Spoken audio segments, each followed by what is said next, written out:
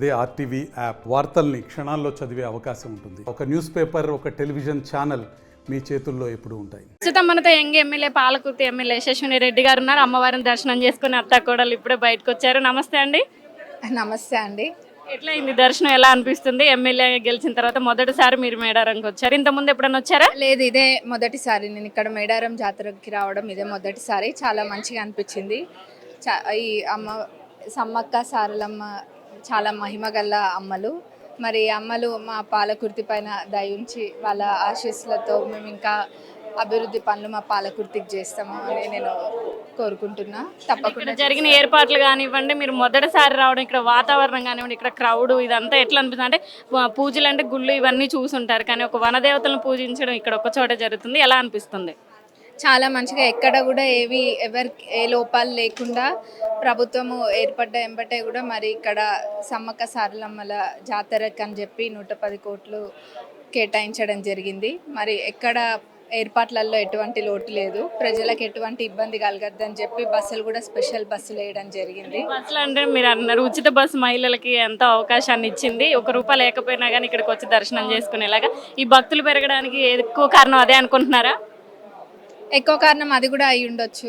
ఇంకా అమ్మల మహిమ రోజు రోజుకి ఇంకా అందరికీ తెలుస్తుంది.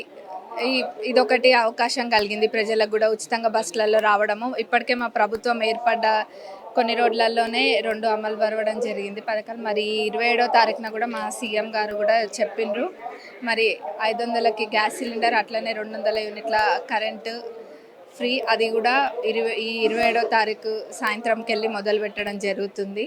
మరి అమ్మల ఆశీర్వాదంతో అంత మంచి జరుగుతుంది అని చెప్పి కోరుకుంటున్నాను. మీరు మొదటిసారి వచ్చారు ఇక్కడికి, అమ్మవారిని ఏం కోరుకున్నారు? వనదేవతల్ని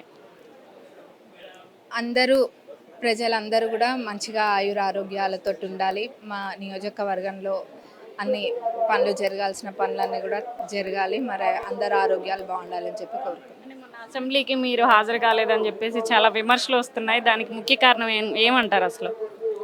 నేను కొన్ని రీజన్స్ వల్ల యుఎస్ వెళ్ళడం జరిగింది.